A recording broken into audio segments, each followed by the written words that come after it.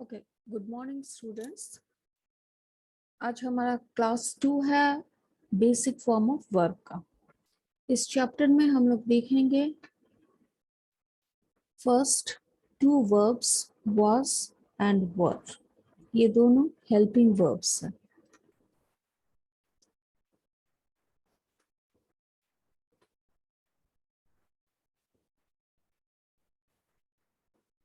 और ये actually past tense के वर्ब्स हैं। लेट अस सी हम लोग इसको कैसे यूज कर सकते हैं सेंटेंस में। Suppose I was going to my aunt's house. इस सेंटेंस में मैंने कहा आई वॉज गोइंग कहाँ, टू माई आंट्स हाउस। यहाँ का मेन वर्ब क्या है, गो। ये मेन वर्ब है। बेसिकली ये है गो प्लस आईएनजी। दैट मीन्स हम जा रहे हैं।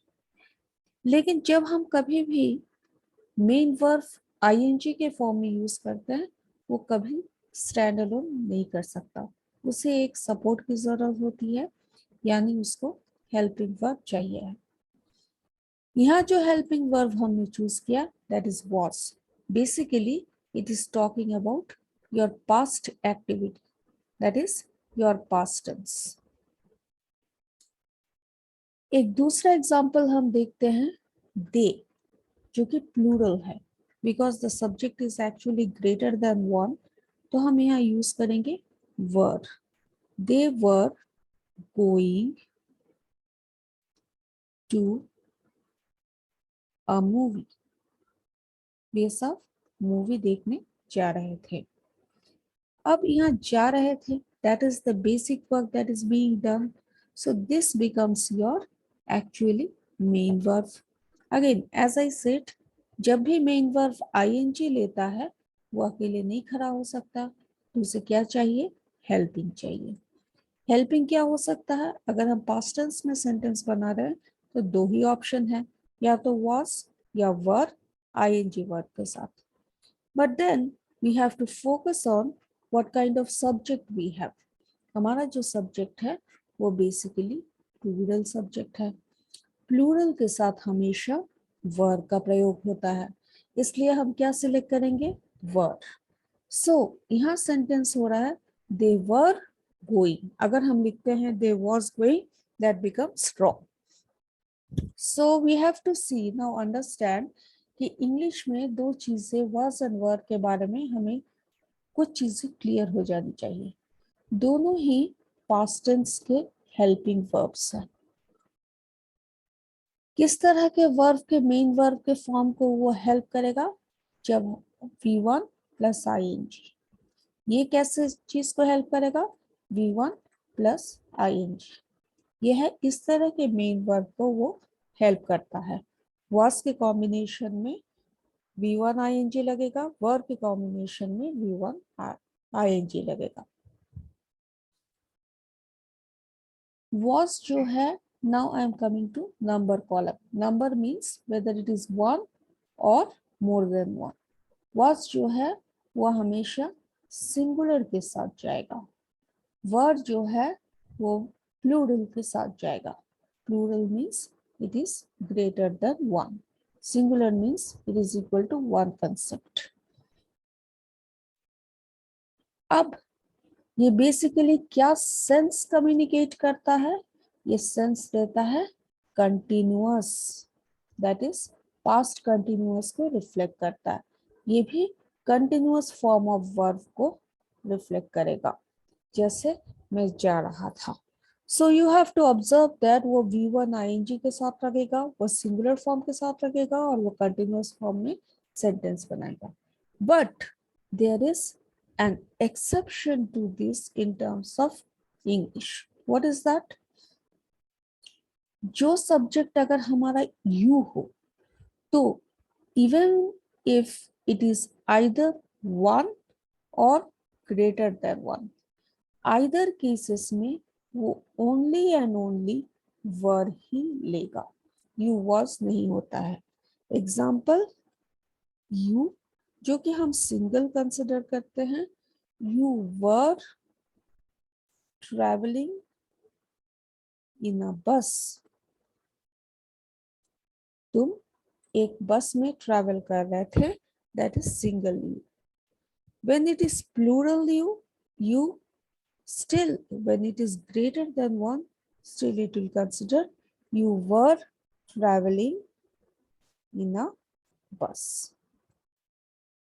So हमने देखा कि everywhere it will follow this particular thing कि was जो है वो V1 ing और singular के साथ जाएगा, लेकिन only you exceptional case है जहां whether it is singular और plural वो were को ही लेगा।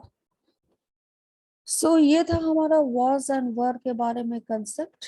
अब हम लोग देखेंगे 3 फॉर्म ऑफ हेल्पिंग वर्ब्स जो कि हैव, हैज और हैड। ये इनको हम हैविंग वर्ब्स भी कहते हैं।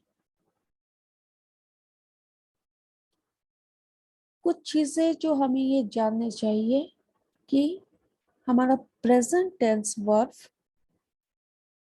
होते हैं 2 ऑप्शंस, या तो हैज लगेगा या हैव लगेगा।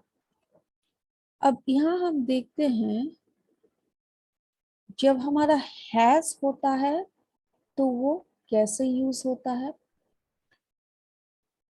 हैज हमेशा मेन वर्ब का जो फॉर्म है वो V3 फॉर्म में लगेगा, that is past participle.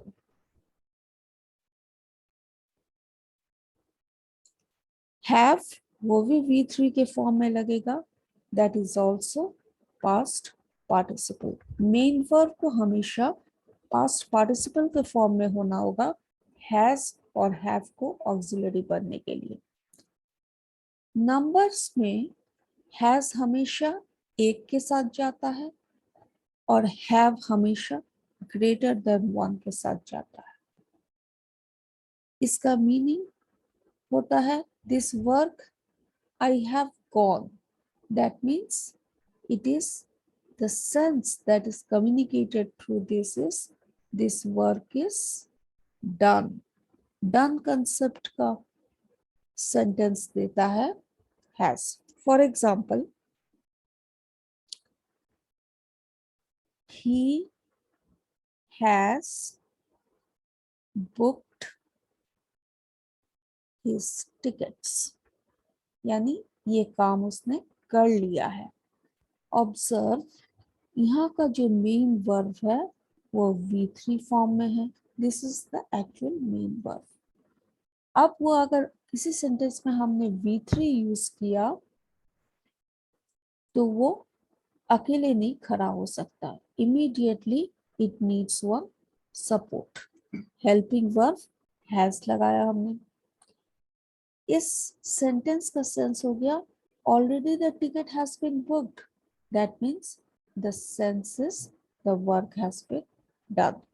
Late us look at the example for have verb. Have verb में they have organised a show, ये शो जो है उसने उन लोगों ने ऑलरेडी ऑर्गेनाइज कर लिया है और वो शो रनिंग चल रहा है। सो मेन वर्ब जो है वो V3 फॉर्म में है, उसको सपोर्ट, क्योंकि this is greater then 1, it will also be greater than 1, that means helping verb has to be plural। this was in the earlier sentence, this was actually equal to 1, ही मतलब एक लड़का, सो इसीलिए हमने singular helping verb लिया has. इसका भी जो sense है वो कम्युनिकेट कर रहा ये चीज हो चुका है, यानी दैट कंसेप्ट इज डन। इसमें एक एक्सेप्शन है। एक्सेप्शन क्या है? Just like the earlier, whether it is I और यू, ये दोनों ही वन कंसेप्ट है, यू भी हम यहाँ वन कंसेप्ट दिए, दोनों में ही हमारा ऑक्सिलरी हैव होगा, बिकॉज ये रूल है इंग्लिश का। You, I have done my homework, I have done homework, you have done homework. This is your actually V3, and even if this is 1 and you is 1, still this helping verb is have. ये हमेशा याद रखना होगा कि I and you के साथ have use होगा, ये एक्सेप्शन याद रखना होगा, नोट। अब ये थे हमारे दो प्रेजेंट टेंस के helping verb. Third helping verb that is had is left. So अब हम देखते हैं हैड हम कब यूज करते हैं। We have to understand had is a past tense verb.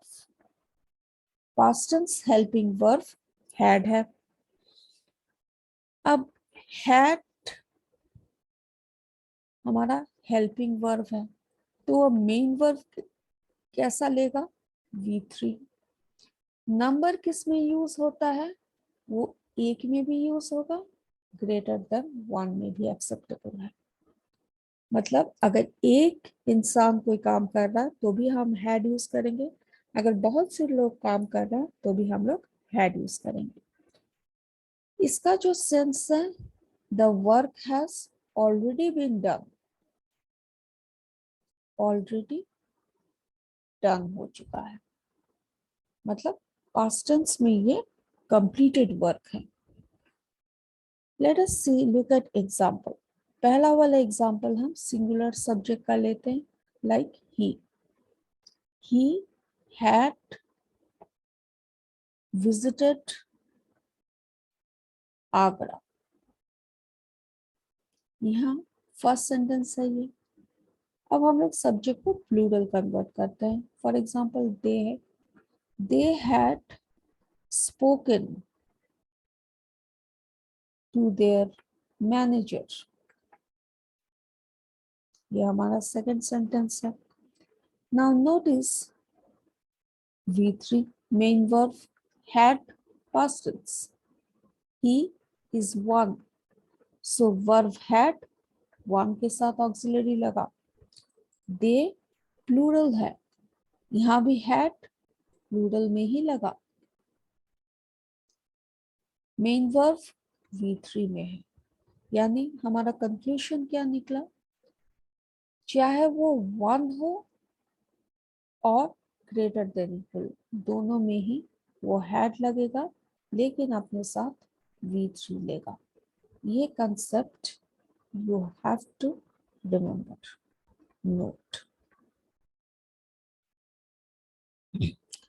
सो ये हो गए हमारे 3 having verbs, that is has, have, had, was, were. ये हमारे कुछ हेल्पिंग वर्ब्स हैं। इनके सिवा बी से डायरेक्ट उत्पन्न होते हैं बी, बीन एंड बी। ये भी हमारे ऑक्सिलरी वर्ब की तरह, हेल्पिंग वर्ब की तरह काम करते हैं।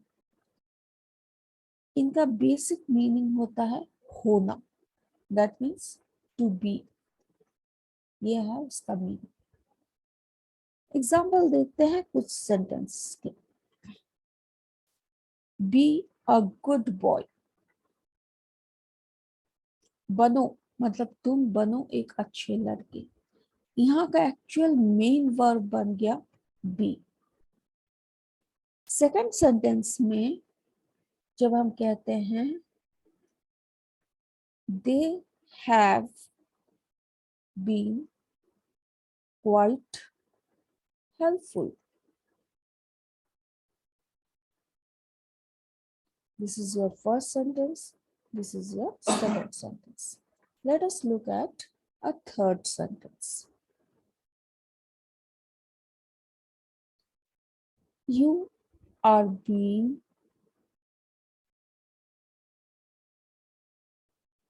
quite naive. Naive means जो दुनियादारी से अनजान है, ज्यादा होशियार नहीं है, सिंपल आदमी है. That person is not having too much of intellect or wisdom. That kind of person is nice. So notice यहाँ main verb been है. Been जब भी हम use करते हैं, this is actually third form of been. उसके support में हमेशा have लगेगा और has लगेगा और had लगेगा. तो they have, they had, they had, she has. As per the subject, हम ये तीनों ही वर्ब यूज कर सकते हैं बीन के साथ. लेकिन जब सेंटेंस हमारा बीइंग मेन वर्ब होता है, that means it is the fourth form of verb, be plus ING. ING के साथ हमेशा इज़ामार लगता है, तो इसका जो हेल्पिंग होगा वो इज़ामार का ऑप्शन लेगा और voice word. So point to be noted is, अगर हमें बीन लगाना है,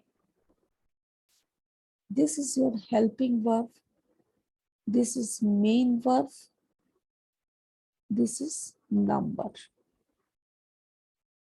सो if your been is the main verb, तो हमारे हेल्पिंग वर्ब होंगे हैज बीन, हैव बीन और हैड बीन. बीन के साथ तीनों ही वर्ब्स लगते हैं. हैज बीन एक के साथ लगता है, have been greater than one के साथ लगता है, had been greater than equal to one के साथ लगता है. लेकिन जब हमारा मेन वर्ब, बट इसमें एक एक्सेप्शन है, अगर हमारा आई है और यू है, एज आई ऑलरेडी स्पोक, वो हमेशा ही सिंगल होने के बावजूद भी हैव लेगा बीन के साथ. You is also one, I is also one. Here been is the main verb and your helping verb is have, even though your subjects are singular. This is exception, so please note.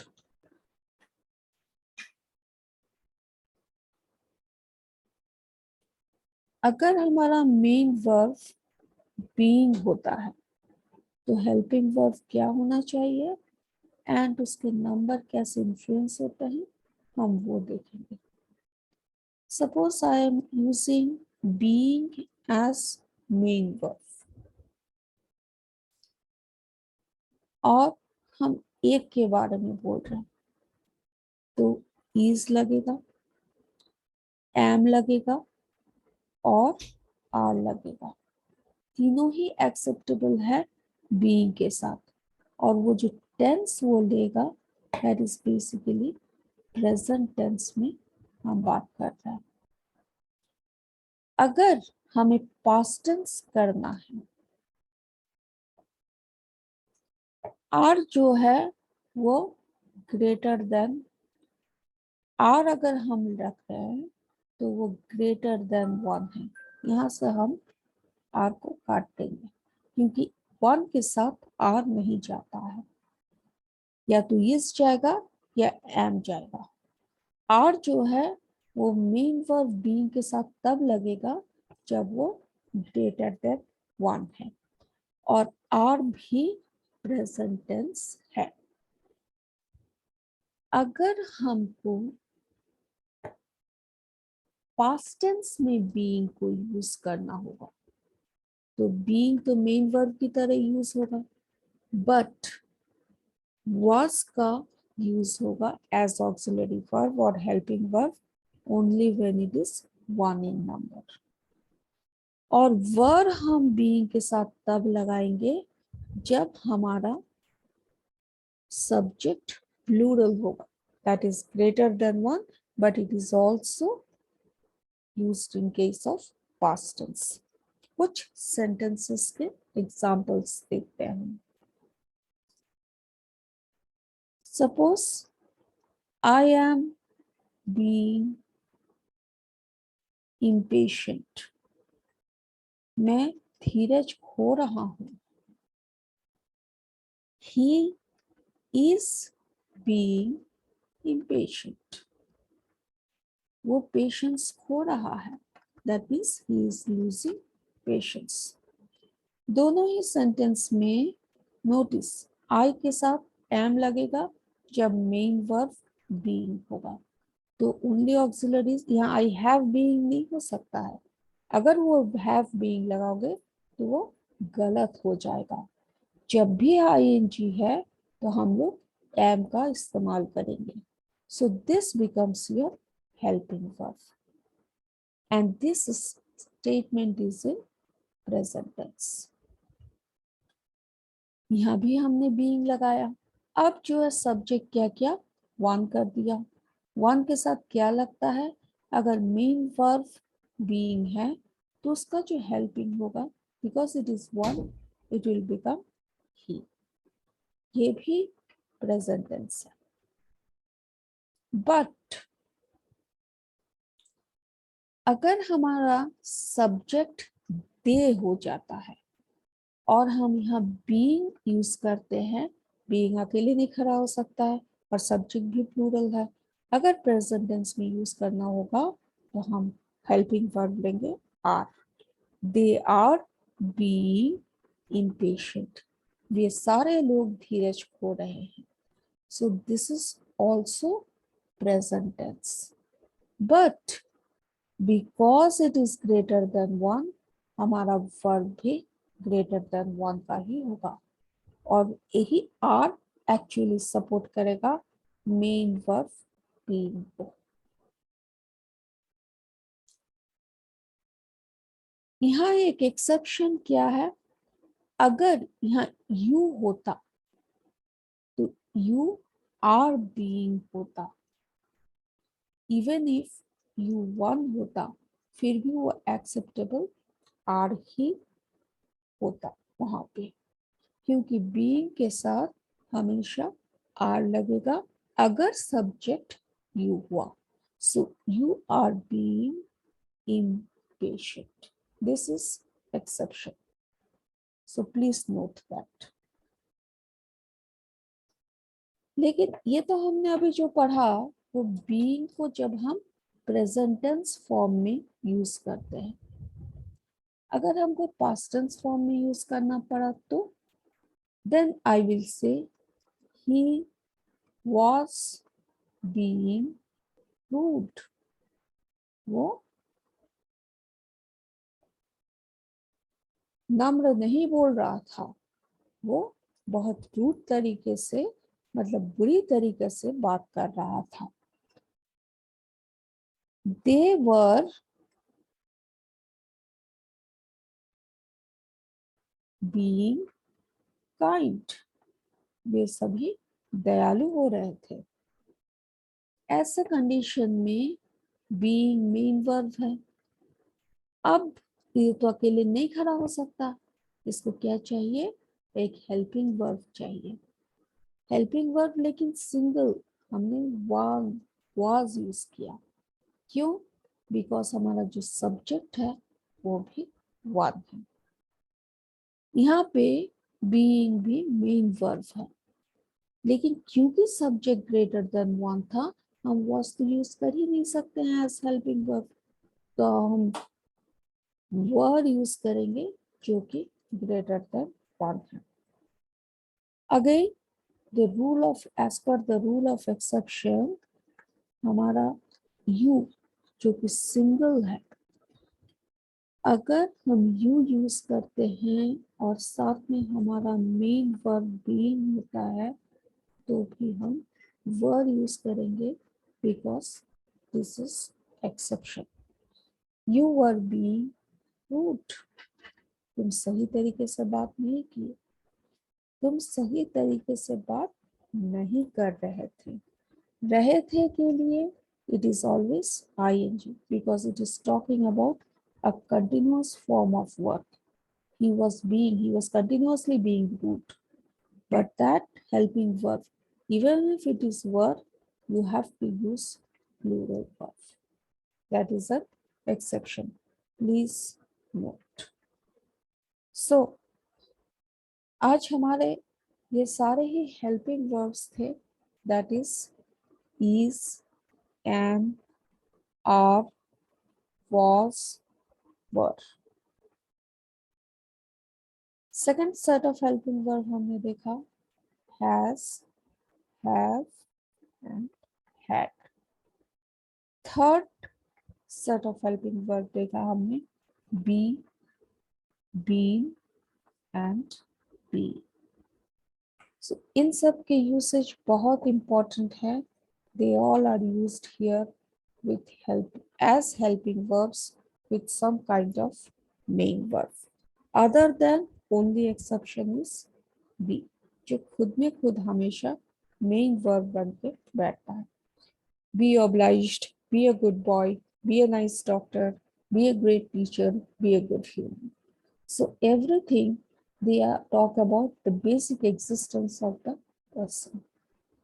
So that's all for today about the helping verbs. Next class में, next video में हम दूसरे topic cover करेंगे. Till then, have a nice day.